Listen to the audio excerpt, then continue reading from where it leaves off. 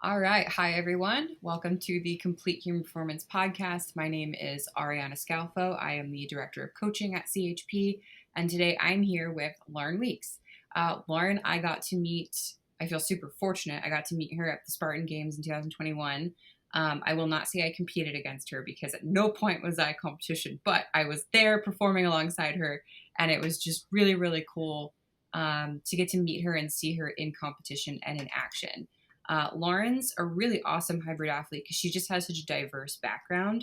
She was a collegiate swimmer. She's been a CrossFit regional athlete, and now she's 3 times Hyrox World Championship. She's been a CrossFit semifinals athlete. She's got her CrossFit level 2. Her weightlifting is awesome. She's done Deka. You're going to Battle Bunker. You've done the GoRuck Games. Like, there's basically nothing you haven't done in the hybrid space at this point. So I'm just really excited to get to talk to you about how you ended up in this space and then what your training looks like. So welcome and hi. That was a really, really nice introduction. Thank you so much. You're very welcome. It's all true. So you and I were actually just talking about because I know you've just come off of winning the Hyrox World Championship. So obviously, there's that part of your season that is beginning again. And then you also qualified for Battle Bunker, and you also do the GoRuck Game. You do a bunch of other things that are also coming up this year. Just to sort of launch us in, what kind of brought you into the Hyrox hybrid sport space from CrossFit? Because I know that's you said you met your husband, you both were CrossFit coaches. What kind of brought you in this direction? Actually, you met Yancy at that Spartan Games, right? Yeah, he's awesome. So he is, I would say, the biggest reason I'm in this space to begin with. Way back in 2018, there was an event called TMX, and it's basically like a 1 mile course where they have obstacles, they have really heavy sandbags, there were chest to bars, box jumps, like dumbbell stuff. And he had heard about like this girl that CrossFits but always wanted to run and didn't stop. So he reached out and he's like, "Hey, I think you should come do this." So he actually couldn't afford to get there, so he brought me out. I love And Yancy. yeah, it was like he'd never met me before. He just had this faith. So he brought me out. Super grateful for it. And I went and did this race, and it was like a qualifier. So there's 3 rounds. Got my butt kicked in the first round through. So the top 20 make it through. And I think I was like 19th or 20th to like kind of skirt in. I had failed an obstacle, and it's a mandatory completion, so I had to like go back and do it again. Um, and then by the second round, I had kind of gotten the hang of it a little bit, so I was able to get through the third. But it was after that, kind of like a year went by, and this event called Hyrox was coming out. And once again, he reaches out. He's like, "Hey, I think there's this event that you would really like to do. I have an entry for you if you want to do it." So this was the first Hyrox in the U.S. It was Miami 2019 now. Mm-hmm. So he kind of piqued my interest and told me about it, and I showed up and kind of haven't stopped doing it since. The rest is literally history. Yeah, so That's definitely I owe a lot to Yancy.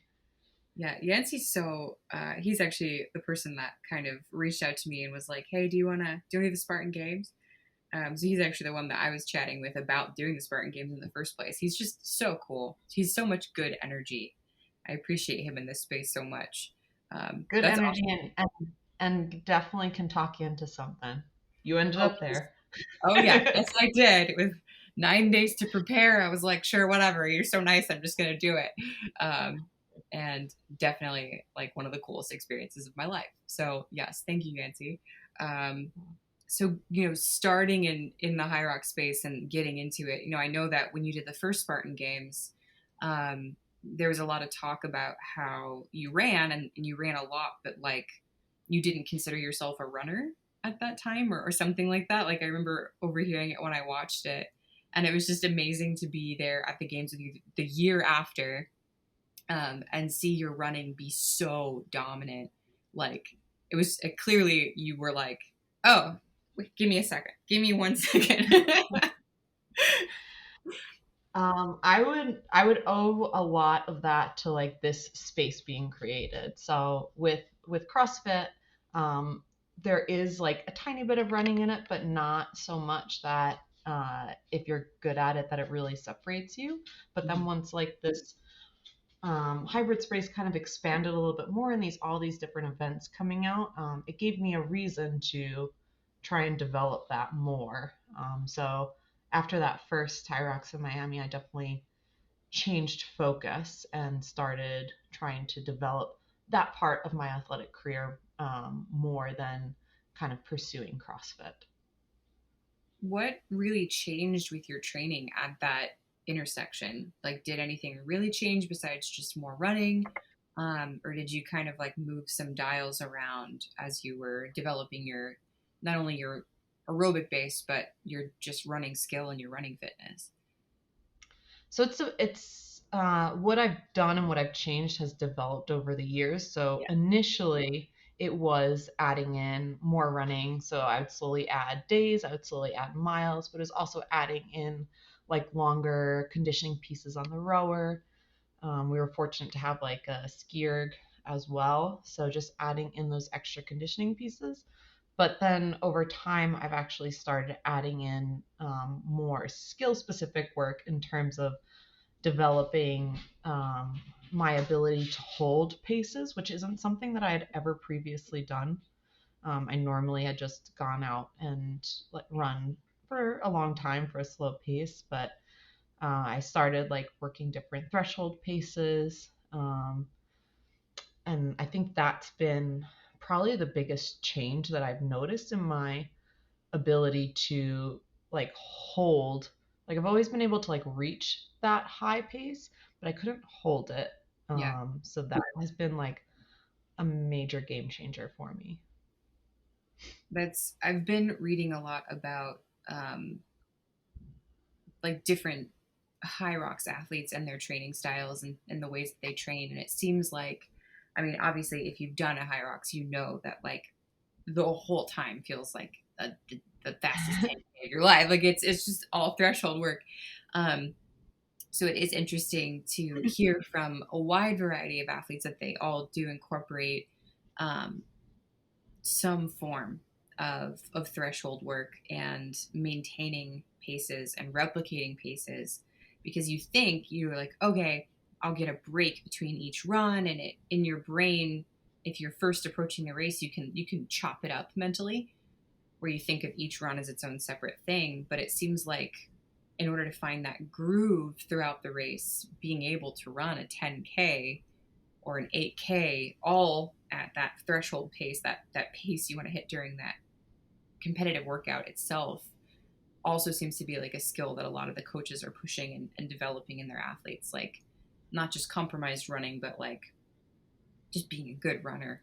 Like, And I mean, I've actually loved it because it's not a pace that hurts so bad that you don't want to do it. Like it is a harder pace than if you were just going out for a jog, but it's not so uncomfortable that you're like going into a session like, oh, I really don't want to do this. it's not like a mile Um, test. Yeah. no, it's not a mile test. It's a pace that you should be able to hold for about an hour. And that like I can mentally digest that. Mm-hmm. In the running, I will say actually because I do thresholds on the machines, that's a lot harder for me. I feel like I really have to work up the will to the run. Like I'm excited for it. I'm excited for those days where I get to do the threshold runs. I am not excited when I have a threshold ski session coming up.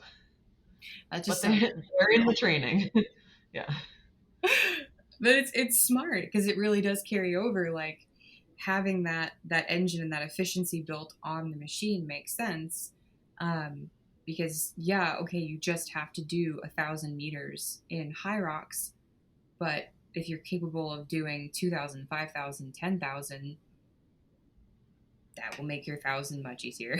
Like, Yeah, and I've actually used it as a supplement, almost in replacement for some of the running, just to so I can get my volume up in that like threshold window mhm. without taking too much damage on. So I would take like a threshold piece that a runner would use to for running, and I'll make that like a ski or a row so I'm not incurring as much damage.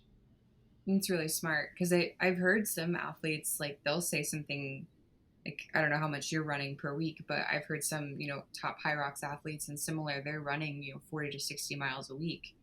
Um, is that something that you feel like you maintain throughout a training year, or does that fluctuate based on whether you're not you're peaking or?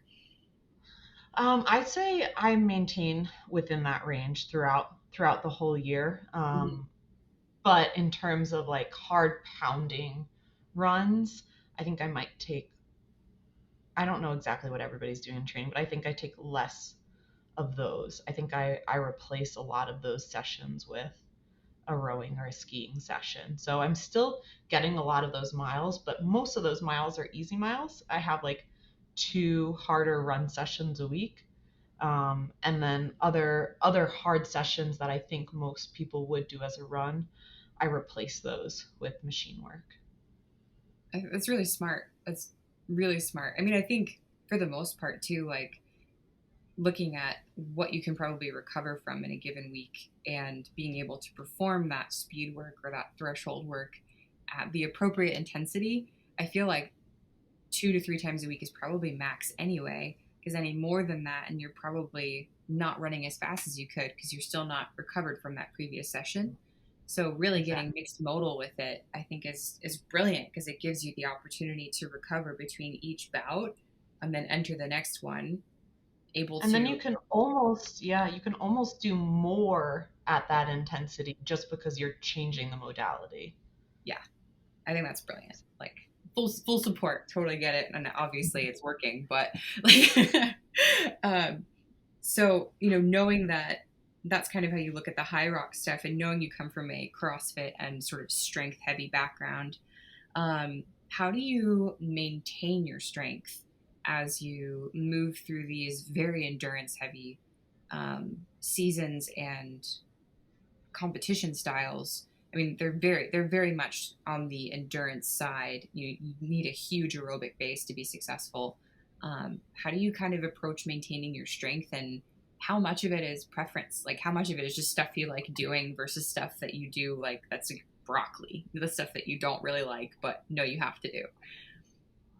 So, I mean, that is somewhat of a tricky question, and I think you might be going through something similar right now. So, it's one thing to try and maintain that strength when you're also trying to build this endurance side, and then it's another when you're pregnant and you're growing a human and you're trying to not lose too much strength, but at the same time, like there's just no way to lift quite as heavy Yeah. as you once could. So, um,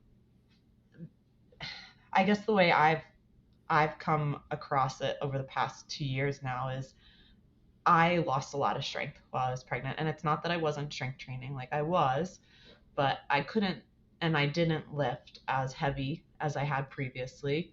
You almost can't. So, like, Yeah. And like I would never put a weight belt on, like, so just like all these extra things that could help you lift heavier. I wouldn't push as hard as yeah. I like previously would. There's always a little bit of fear in that. So I just was Mhm. much more cautious. So you kind of have to forgo maintaining the strength and just like making sure you're consistent with like still hitting strength movements, whether or not you're changing how you're approaching it. So maybe you're doing lunges if those feel good versus super heavy squats. Like maybe you'll do squats, but instead of doing as many, you might also add in like more accessory stuff. Yeah. I started adding in a lot more of the bodybuilding pieces, like machine work, and And looking back, I actually don't think I added in enough. Like if I were to go back, I would have done even more bodybuilding uh, than than what I did during my pregnancy. I think it could have helped maintain a little bit more strength than what I did. Mhm. But I lost a lot of strength during that, and I'm a year out now, and I'm still not back. So it definitely takes a long time Yeah. to get that piece back. Like I got the aerobic piece. I feel like I almost didn't lose it because I was able to keep doing that even if I wasn't running through pregnancy. Um, so I got that really quickly, but the strength is still taking a long time. And there was a piece this winter where I tried aggressively to get my squat strength back, and then it started like kind of causing some knee pain, so I had to back off and like start doing some hamstring work to make sure I'm strengthening the opposite sides, and knee pain's gone, but just goes to show you can't do it too quickly. Yeah. It's crazy like what you I don't want to say take for granted, but like just having years and years and years and years of strength work consistently and then needing to take a really long time off of that or like just a really long time at a much lower intensity, much lower volume. When you go to go back to it, it's not like riding a bike at all. You're like, No. oh wow, I lost stuff. Like I lost something. To your point about bodybuilding and machines, I've found those super useful. Like anything braced or seated um, has been helping me a lot because I don't have pep. Like it's just not there. Like my intensity is just I'm not going intense anyway, but like Well, it's I'm hard. nowhere near. And you're Yeah, not allowed to have all these supplements that you might have been able to have previously. Like they anything only like want you to have a certain amount of caffeine. yeah. So you're allowed to have coffee. That was actually something I cut out during pregnancy because I felt like it was something I could control. And I liked having control over as much as I could. So Yes. it'd be hard because you're going into things like uncaffeinated, and it's just kind of working up the will to do it. Yeah, sometimes it's fumes. Um, Yep. but no, I think that's really smart, and I think it's interesting too. I was talking to Corinna because of her ACL repair. She ended up doing a lot of bodybuilding work too, and she feels like it really helped her in maintaining a lot of that muscle mass and that lean mass going into being able to truly work out again. So I think it's cool that you said that because I feel like it's like poo pooed. People are like, oh, like it's machines, it's not that cool, but it's still really good work. Um, Yeah. And it's there, again with the control. Like there's a lot more control over it. mhm, All you have to do is move a pin to change the weight. yeah. Uh, and so if I were to go back, I would have done a lot more than what I did. I think it could have been even more useful than what I allowed it to be. Hey, I mean, now you know. Yeah, now I know. But spreading it out there for everybody else. Do your bodybuilding. Um, but no, that makes a lot of sense, and I think it's at least for me, I've found that the amount of work it takes to maintain your strength is a lot less than the amount of work it takes to maintain your aerobic base, just time wise, even. Um, so it could be really hard to try to maintain your aerobic base and then bring your strength up because there's a huge recovery component and there's a huge time component. Like it just takes time to do aerobic work. Um, that I think it's not as big of a hurdle when you're a strength athlete who's just putting a pin in your strength and adding in the aerobic work. I don't know. For me at least, I've experienced that sort of losing your strength. It's much harder to bring it back in when your aerobic work is super high. Yes. Yes, I do think like if I were in a different sport and my aerobic work didn't need to be as high as it is, I could have been closer to my previous lift PRs a year later than what I am. But because the demand for the aerobic work is so high in these sports, I'm still pretty far off of those numbers, and I think it's going to take a while. I mean, clearly you're doing okay. And I think especially in Hyrox, the idea is that if you're way strong, the sled's way easier. And like, it's such a yes and no answer to that question because like you need to be able to recover between bouts of pushing. So you could be the strongest rhinoceros in the room, you know, like a straight up Clydesdale. And if you can't recover before or after pushing that sled and you can't recover between pushes, you redline. Like it doesn't matter that you're that strong. There's still that very aerobic component of needing to keep it moving and then keep your body moving after you've pushed it. So I think sometimes people will almost overestimate the strength component. Not that it's not important, but I think they come into it like, well, I'm strong, I'll be fine. And I'm like, you just wait. Yeah, I mean, muscle endurance becomes a huge part of it. Yeah. So you need to be strong enough that you can make the sleds move, but you don't need to be the strongest person out there. Yeah.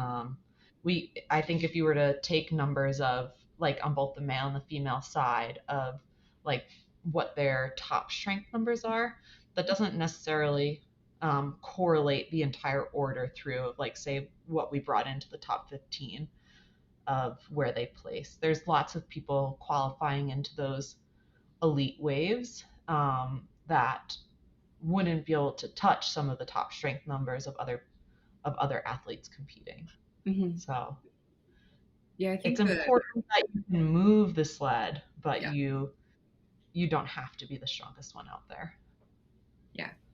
I do. I like that about Hyrox, especially. It's very humbling as a strength athlete because you're like, oh, I can do all these workout stations. And then you get out of breath and you're like, never mind 100%. Never mind. Never mind. It's a lot of like learning how to manage your energy too.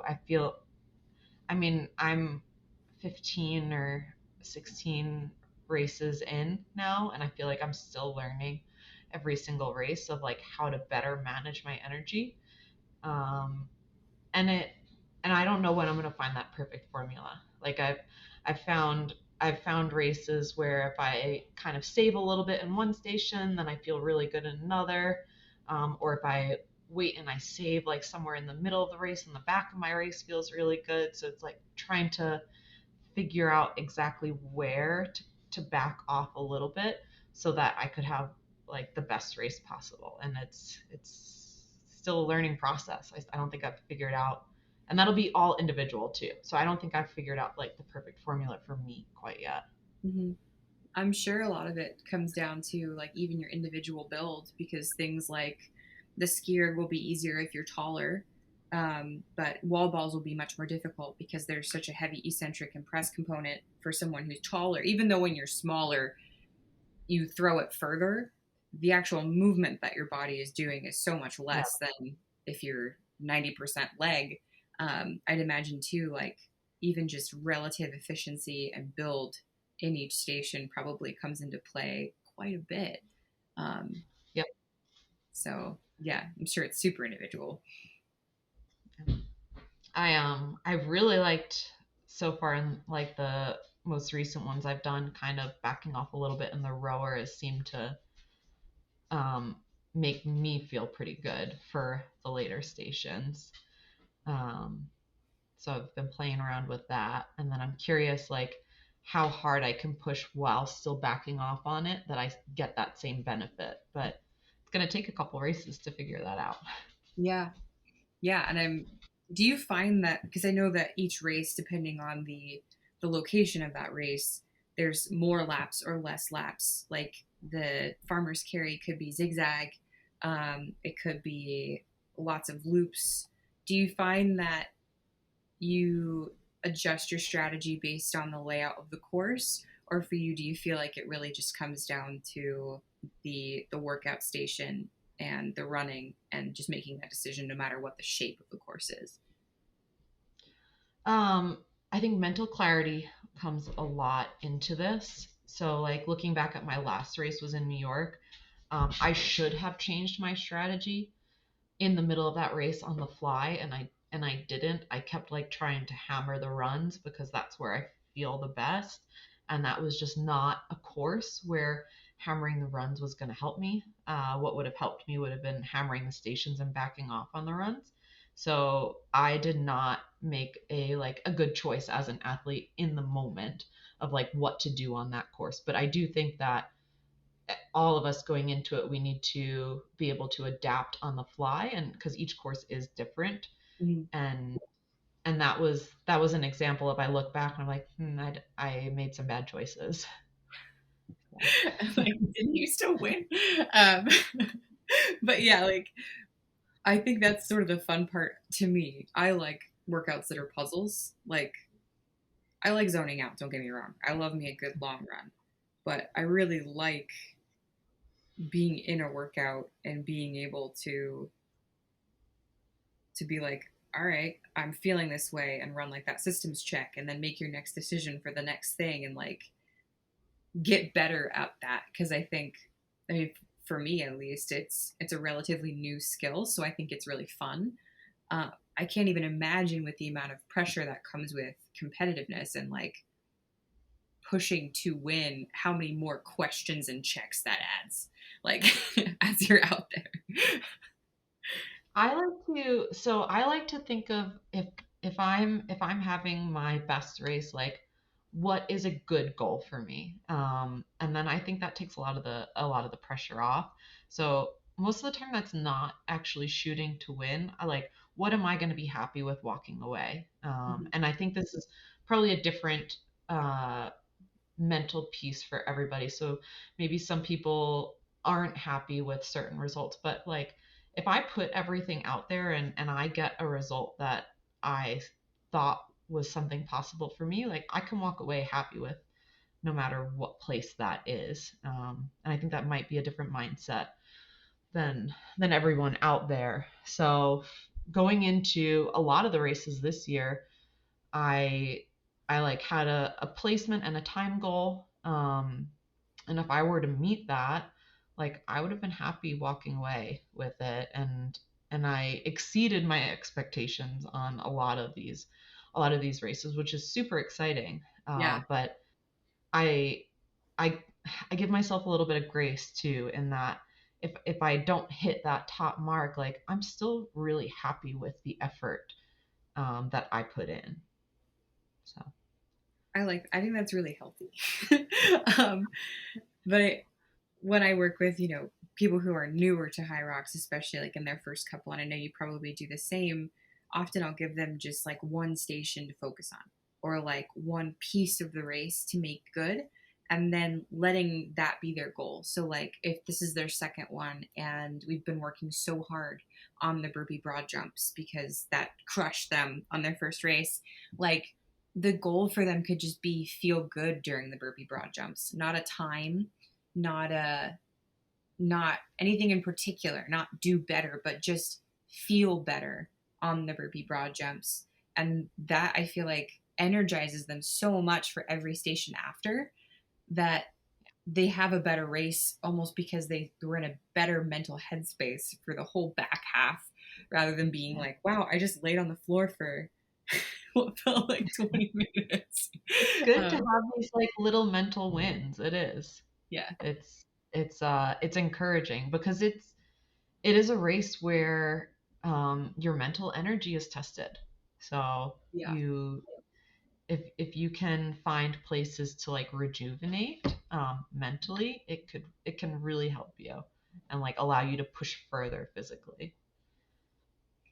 Do you, because I know you and your husband just started a training program, the Hybrid Engine, which is really awesome. I was telling you before we started this podcast, and I'm just so excited that you two are coaching now, because I've always liked the snippets about your perspective that I've heard before. But, in the Hybrid Engine, and when you're coaching people, do you find that you get a lot of Hyrox athletes, or do you get a big mix? Right now we just started, and it does seem like it's predominantly people interested in Hyrox. There we have a couple that have like their bigger focus is Deka. Um, but I haven't noticed anybody on there right now that their big focus is not one of those two. Mm-hmm. This is cool. It seems to be, yeah, it seems to be so far everybody that I've conversed with, it's one or the other. I don't think there's anybody with like an A race that's not one of those two. Yeah. Uh, So, knowing that, and like, you've even said this multiple times throughout our conversation, like everyone's different. Um, when you pick those goals and when you pick your strategy, and when obviously your training is different too, but do you have sort of general guidance that you give people even if they're doing their sixth or seventh race, um, to help them find that recharge moment, or that kind of moment of peace mid race? Do you have anything you normally like tell them? so we um, attached to like every piece within the program, there's a written intent of like what you should be getting out of this workout. So we kind of break it down even smaller than that, like even forgetting about the race in terms of like for each workout, like this is the intent of it. Um, so I think it's almost teaching you how to break apart the race by learning how to analyze each workout. Because if we have one thing written out for like however many however many people are following the program, it's not going to be perfect for everybody. So when we put the intent and the ways to scale so that they can reach, so say it's a workout that we only want to take 3 minutes, but the weights written on there could take you an hour. Like we're explaining what the reason for the workout is, and then how to adjust it so that you can get within that 3 minute time frame. So it's kind of teaching them same same thing moving forwards into a race in terms of um, if you want to attack a specific piece of the race, like then we're going to intentionally attack that, and then we can look back at the data and be like, okay, did I achieve that goal there? And if I didn't, like what did I do leading up to it that maybe didn't allow me to achieve that goal? So we haven't had any races come up since the program was launched. There hasn't been like besides like the road shows, there Yeah. hasn't been a Deka or a Hyrox. But leading into that, yes, Anthony's actually putting together a YouTube channel where there's going to be like little videos and Awesome. kind of more explanation and in depth Cool. on that. That's so useful. I love intentions, and I love that you guys are doing that. That's like a very CrossFit thing, right? Because I mean, the workout of the day um, always Which has. again is a big part of our background. So Yeah. as we talked about like before we started, everybody's kind of coming from a different angle on how they approach programming, because you can attack training for the hybrid space from so many different angles, and we're just coming from the angle that we've learned, that we know very well, and that what's worked for us, and just kind of sharing that to see who else it can work with. Yeah. I think it's awesome. One of the gyms that I coached at briefly and did programming for in California, MRock, they're a Hyrox and Deka gym, and Spartan gym actually too. Um, that's something else that they did for their programming, is every class, every workout had an intention, and like as coaches we had to write it. Um, and it was so helpful, because I think when you write a workout, there's always an intention. We know why we're writing it, but it was so cool to have that brief period before a class where you would talk about the workout with your athletes, with your class, and you would be able to talk to them as you go through the warm up and things like that, and you'd hear from your athletes that they were actually internalizing it, and they were sorting out what their plan of attack was going to be, and they were already thinking about what weights they were going to use, and how much that has helped them with everything, even just more class workouts, but also doing Dekas and Hyroxes and stuff. They bring that same kind of, what's my goal for this race, like not just placement, but what am I going to focus on? How am I going to break this down mentally? I think that's something that I've always loved about CrossFit.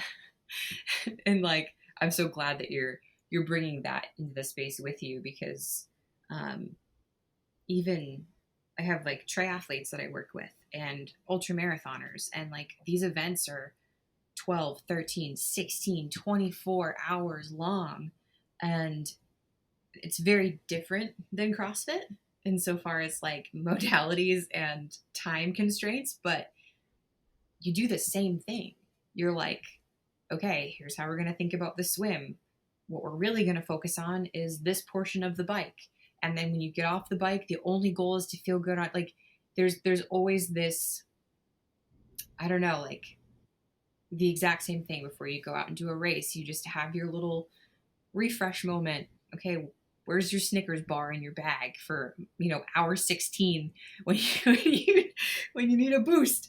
I think it's so useful, because I think it can get neglected in the fast metcon space, unfortunately, because it's such a huge part of performance as a whole across all sports. So I don't know. I think it's great that you guys are doing that, because you're giving your people tools to use in everything. Yeah, I mean, it sounds like to me what you're talking about is like strategy sessions. So Yeah. like when you're approaching a race, like um, so if you've done a Hyrox or a Deka before, they have all this data for you. You can go back and look, and you can see like the different areas that can be worked on, even even if uh, like your skill level hasn't gotten better, you can still find areas that you can make up ground, even if you technically haven't gotten fitter Mm-hmm. since, like, say you did an event 2 weeks ago. You can do better within 2 weeks if you just kind of approach it differently. That's like what a strategy session can do for you. Yeah. Um, and it's just harder when it's somebody's first race, because then you don't have a Yeah. whole lot of data. Just go for it. It's a lot it's a lot of looking at their training and seeing where their strengths and weaknesses are, and telling them like, hey, this is likely how it's gonna go, but again, this is your first one. Like, you we don't know yet. We need the data to kind of be able to break it apart and then really attack that next one. Yeah, because then you can take those lessons that you've learned and then apply them to the training. And like you said, just use those intentions and be like, okay, today we're replicating a wall ball scenario, or today we're working on this specific thing because it's going to mimic something else. And I think that's coaching. There's like there's general things that you can say to somebody that hasn't done one before. Like if you're talking about a Hyrox, like, don't go out and try and just murder the sleds, Yeah. because you're gonna hate your life for the second half of that race. Yeah. Uh, if you go out and you take them a little bit conservatively, and at the second half of the race you think like, oh, I really could have hit those harder, like, you're in a good place, because you're comfortable, you're able to attack the second half, and now you know in the next one I could have pushed a little bit harder and I think I still would have had something. So Yeah. there's just like some general like things that I think could work for the majority of people, of guidelines if they haven't done one yet. And then for the most part, I like to see the data of what they've done, and like where we can really attack different parts of the race. Hmm. Agreed. For yourself personally, is there like a high rocks prep workout or anything that you really like to do leading up to doing a competition, or anything that for you the intention is just like high rocks prep? Um, so I think like I can touch on my week leading in. Hmm. Um, that's I personally don't like to take like a major taper going into a big race.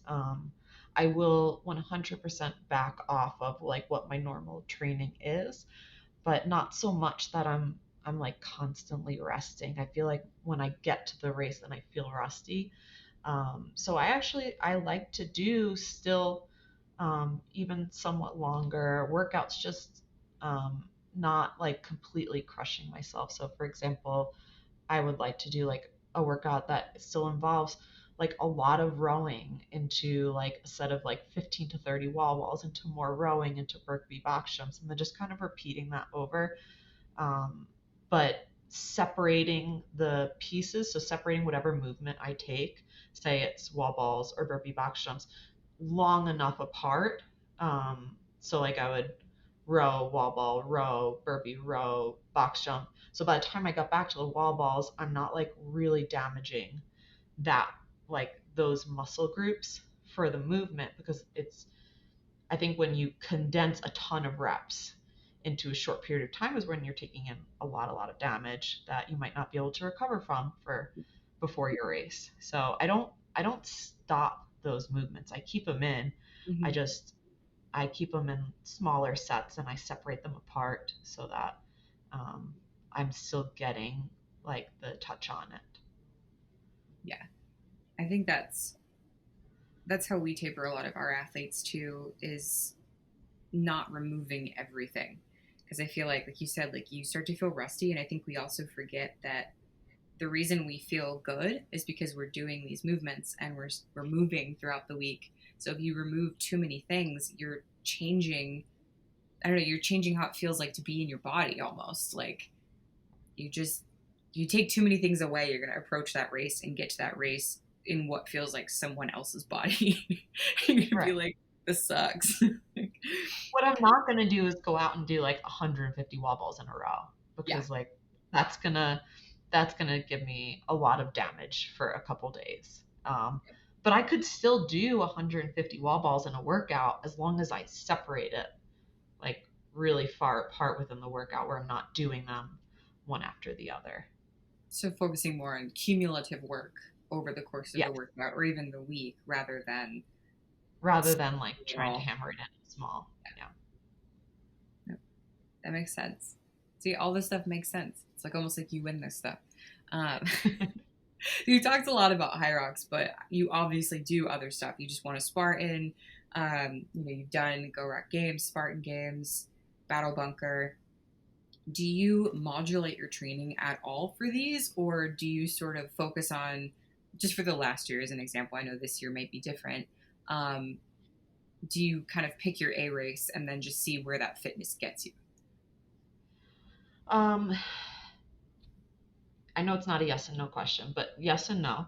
That works. um, the base I keep the same for the most part. So like whatever my conditioning is, I keep the same. But like in terms of trying to get specific for an event, that will differ depending on what's coming up.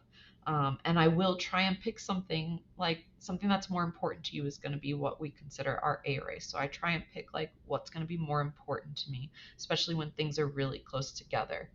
Um, for example, like we did have the GoRuck Games, and then we had the World Championships within a month or so. Yeah. And I really wanted to do both of them. Um, but for me, like Hyrox was of a more importance race or event for me. So like when I was training, I never really took out a lot of the specific stuff for Hyrox leading up into GoRuck, but that doesn't mean that I didn't add into my training things that I thought might come up for GoRuck. So I do change it based on what's coming up next. Um, but how much I change it depends on what's more important to me. So as we were talking earlier, coming up, Battle Bunker, they just announced some changes to the Hyrox schedule coming up. And so Battle Bunker Championships will be at the end of October. And then it looks like the first major race for Hyrox will be a week or two later.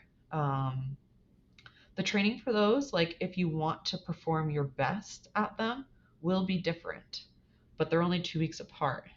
So I myself and probably a couple other athletes are going to need to decide which one of those is more important for them, and then kind of pick one to peak for, Mhm. and then just keep a strong base to do as well as they can in whichever one like comes of second importance. And honestly, like at this point, I'm not sure which one is more important to me quite yet. I need to decide within the next 2 weeks, really, because if I'm going to be creating a build, it'll need to start fairly soon, just so that I can have like a nice long progression into it. But um, I'm not I'm not sure. So it will look different. Like if I pick Battle Bunker as the one that's more important, my training will look very different than if I were to choose Hyrox to be the one that is more important to me. Yeah, Battle Bunker has been really pushing the strength side of things Yes. quite a bit, which you crushed. I know you were like messaging me before that, and you were like, I don't know, but you crushed it. Um, but it definitely, I can see how the training would have to look super different if you were going to prioritize Battle Bunker, because you're looking at probably much heavier, much higher repetition weights. I Correct. mean, even last year, um, you did extremely well last year, and I'm sure a lot of it's even just your CrossFit background, like just knowing how to pace these CrossFit-y workouts, sandbag or no sandbag. But I know that if you wanted to like demolish it, you would probably change quite a few things. Yeah, strength wise and like even that time domain, because the workouts are most likely going to be shorter Yeah. for Battle Bunker. So I'd have to change like what time domain I'm performing the best at. So I'm not, I'm someone who can do like fairly well across the board, but like if I really want to excel, like I do have to train for it. Like I Mm-hmm. can't excel and not like choose to actively train for it. So Yeah. I have to pick one. Mm-hmm. We'll see. Yeah. It's like both fun and then probably not fun at the same time. It's cool. Again, it's a lot like puzzles. I mean, it's figuring out and you're creating this puzzle for yourself in terms of a training build, and so it's fun, but it's not fun making the decision. I do wish they were a little bit further spaced apart. Yeah. I've noticed that because like April was Battle Bunker, high. There was some other. There was a Grit Games qualifier. There was some other online event. There were Hyrox Race. Like April was the most packed month as insofar as like qualifiers and events that I have seen in the hybrid space in a really long time. And it looks like October is kind of going to be another big month. Um, and I've got to admit that's probably got to be like really overwhelming when you're trying to choose like which ones to participate in, because it's Yeah, and I'm not fully out on the OCR side either. Like I'm very interested, and there's a couple of those championships coming up. Like yep. OCR World is in Mammoth, which is a driving distance for me. Like I'm interested. I kind of want to go to that. Mm-hmm. Um, What month is and, that in? that is, I think, the first week of October. Of So course. another October event. That is one that I know is not my A race. So like, I will I will add in maybe a little bit more um, things to like help me feel fluid through obstacles. But like my training really won't change much for it. It would be something that I'm going to do because I want to be there and I want to do it. Yeah. Um, but and I didn't like I didn't get like an automatic qualifier for like the Abu Dhabi for Spartan, but um, they'll still have like some like an election process after that. And if I were picked as one of the people that get to go, I kind of want to do that too. So that Yeah. one's December, I think. Thank God, because I'm sure Abu Dhabi, it's probably never cool, but yeah, it's probably really awesome to know that you have the fitness to participate and do well in all of these events. And I'm sure it's also probably equally frustrating to know that if you shifted some gears, you could do better, but like you don't want to. Like it just doesn't fit where you're at right now, but you know that like you could. Like I don't know, it's like probably a really cool, gratifying place to be, and then also simultaneously, again, like you said, like not so fun at times as well, like needing to make the choice? I mean, it's fun. Like, I'm very grateful to be able to have been able to participate in so many of these events, Mm-hmm. but it's hard. Like, it's hard sometimes choosing because they're all so enticing. Like, which one do you want to be the most prepared for? Yeah. And Do you then have like, honestly, sometimes that comes down to the prize money. Honestly, like a big part of that is going to be like, well, like where can I make the most that will then allow me to go do more events? mm-hmm. But it's probably like not cheap either. I say that being huge, being a professional athlete, like you basically have to buy your pivot. If you're Yeah. gonna pivot, you have to be able to like justify it almost like cost wise. Like,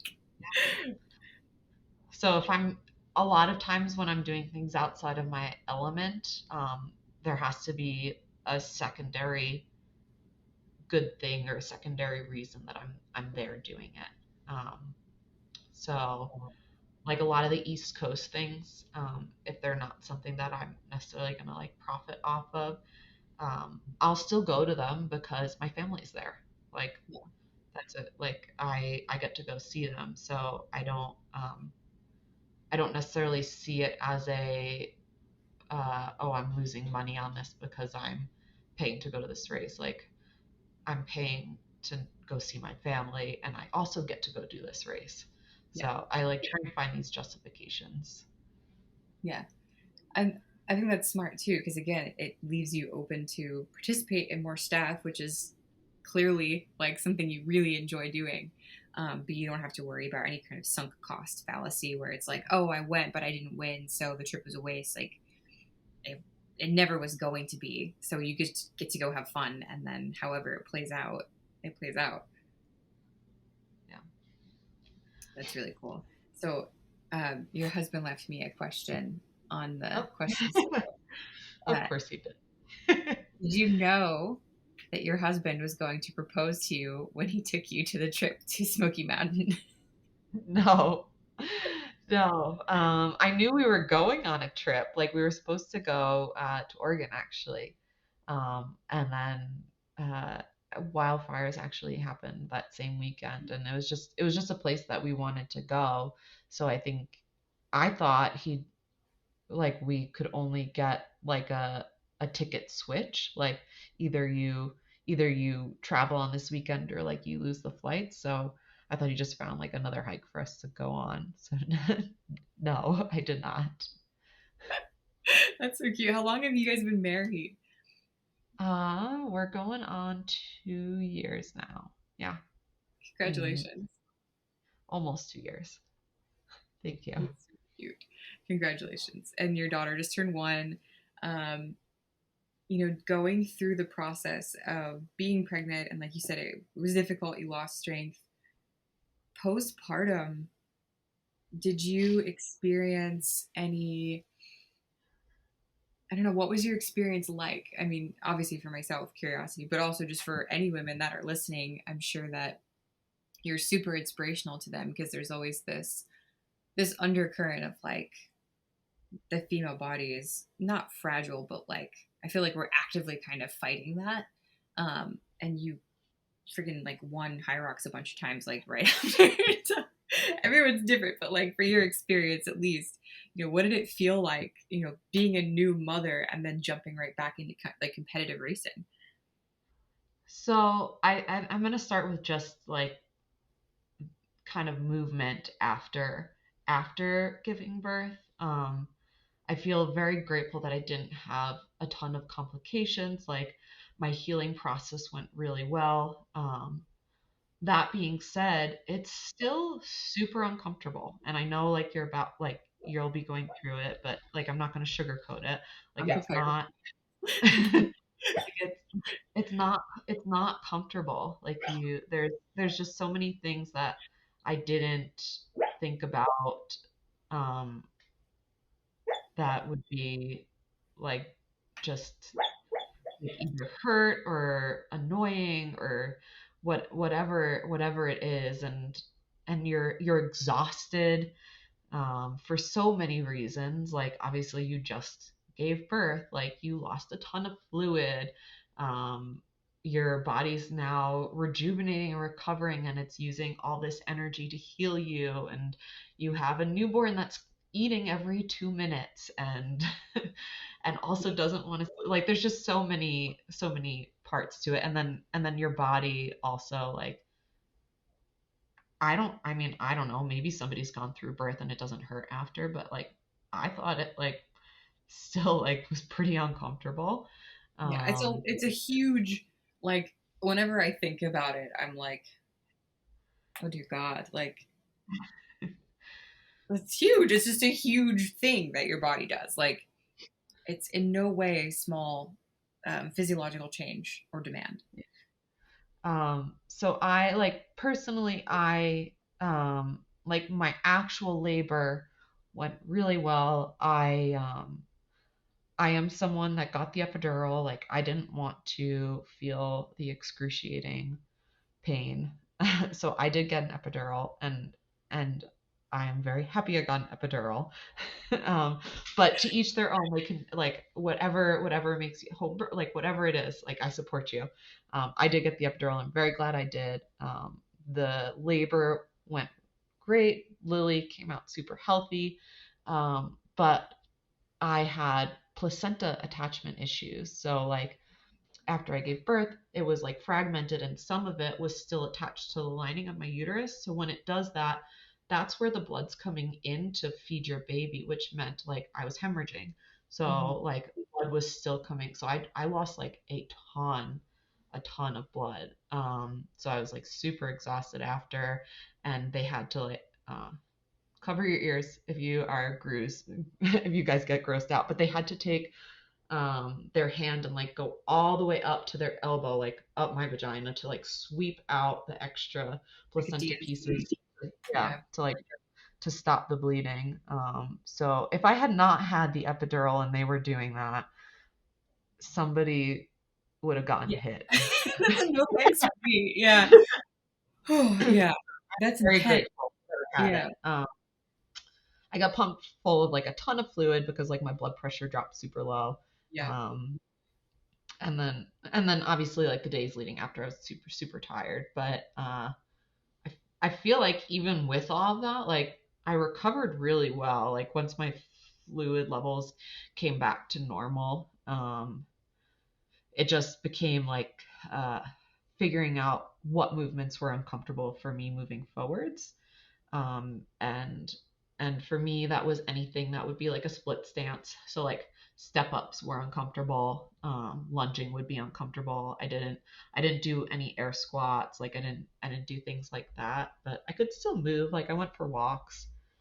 Um, I found the treadmill to be super helpful because I could incline walk without any pain. Mhm.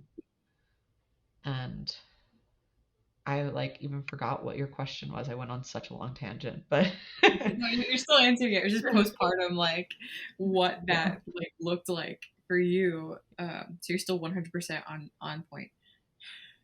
Oh, okay, good. But yeah, postpartum, like, again, it's gonna be different for everybody. I don't think it's gonna be easy for anyone, but I do think I got, like, one of the easiest routes you probably could have, with very minimal complications. Like, I had that one.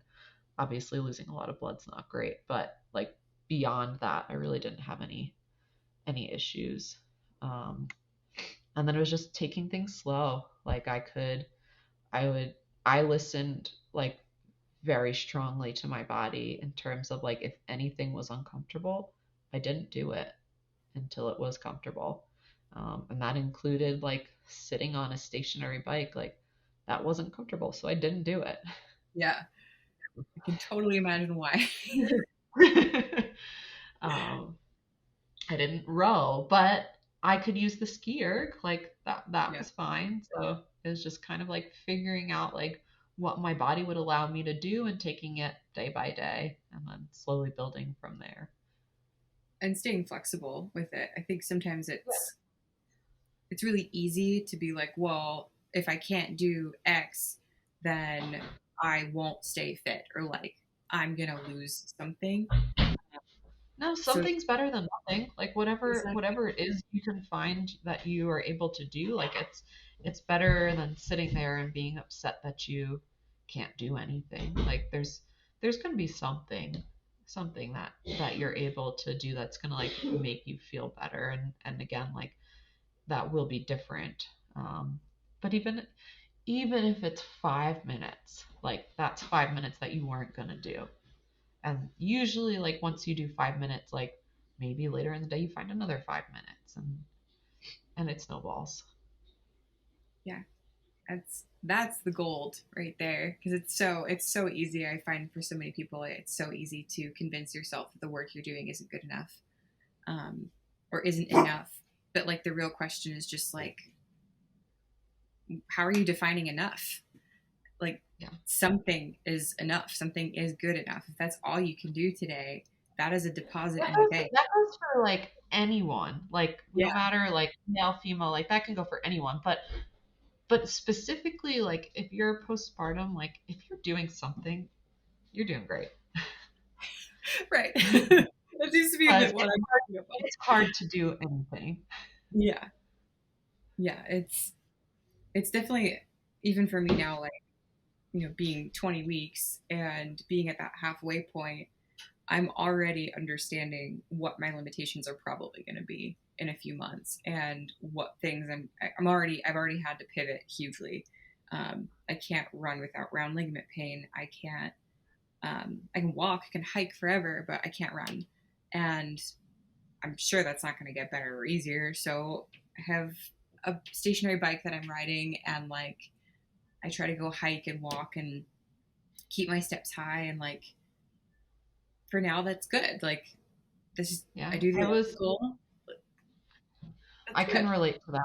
Like I also could not run through the whole pregnancy. I ran for as long as I could, and same thing, like I just pivoted. So it would either be like a hike because we have like beautiful places to hike around here, but I also could use a stairmaster or an elliptical at the gym, or just get on the treadmill again and put it on incline and walk. Like I just tried to like keep that steady movement, even if it wasn't like the movement I either wanted or was used to doing. Hmm. That's the real key too, is like not getting sucked into disappointment or um, I don't want to say pity party, but sometimes it does become one when you're like, I really want to do the thing that I like doing and I can't do it. And it can become this spiral, but it's just like, how do I take care of myself right now so that I can get back to that thing? Um, And and then just honestly, like, all these other training methods and like all these other modalities that you could be using are strengthening you in other ways that you wouldn't have been getting if you were doing your normal training. So yeah, like there's a lot of benefit to that as well. mixed modal for life. Yep. Um, all right. Well, I definitely don't want to keep you. This has been awesome. Thank you so much for chatting with me, and it's been educational. I mean, obviously for me personally, but just in general. I really love your approach to training. I'm super excited for you guys with your new program. If people want to follow you and they want to follow the hybrid engine, where should they go to on Instagram? So on Instagram, I'm Lauren_E_weeks. And then for our professional page, we're at the hybrid engine. And then there should be a link on that page too to kind of take you to the website and find any of our emails. But I am also very excited for you. You're at that halfway point. Like Thank you. it's a big milestone. It means you probably either already did or are about to do like one of your big ultrasounds. Yeah, It's that was actually yesterday. I have like a million pictures from it. So yeah, everything's good. Everything's a big healthy. And it milestone. really does Big feel like the start now. Like it's weird. The whole beginning period, you're just like kind of crossing your fingers and like riding the ride. But now it's like, that's a baby. Like And you like, could see at 20 weeks, like you can see the nose, like you can see the head outline, uh-huh. It's got like some you can strong see little thighs in there. I'm like, look at you. Like, a heartbeat. Like, Yeah. It gets it's really crazy. real. Yeah. So thank you. I'm excited too. I've just been saying like it feels like being on a roller coaster with a blindfold on. What's the due date again? November 30th. November 30th. Yeah. So I was gonna. It's so funny. I was gonna do Battle Bunker, and I found out I was pregnant 1 week before the original like online Oh, qualifier, and I knew that my due date was going to be November, and I saw that like finals would be in October. So I actually messaged I thought even early October, and like, it's yeah. So I messaged oh gosh, I messaged Hunter and I was like, hey, so I was gonna commit, but unless you do a baby bunker, I don't think I can. But no, yeah. So I'm excited though because I'm hoping it's going to be in San Diego again. So I might crash it. I did last time, so I might crash it again. I hope to see you there. Is it a quick drive for you? It's like 40 minutes. It's not bad. Okay. So I would be there in a And heartbeat. say Just getting towards those end weeks, I know the doctors get very particular about how far away from the hospital you get. But 40 yes, minutes, okay. yeah. That's not. Gosh, my dogs have decided to yell. Um, but thanks, guys. But yeah, no, it's going to be exciting. I'm going to be huge, and I know that. So yeah, I will be closer to a hospital at Battle Bunker than I am at my house. So Oh, um, perfect. my house is in the middle of nowhere. There's no hospital in my town. So There's a lot of us there that would drive you to the hospital. So I that's think what it's I a good figure. I'd idea. actually probably be in a better position with you guys there, at least distance to my birthing hospital. So I think they would probably be okay with it. They'd be like, all right, that's fine. But yeah, thank you so much. And yeah, I don't have anything else to add. So hopefully I'll get to talk to you soon. And I'm going to hit stop. Thank you.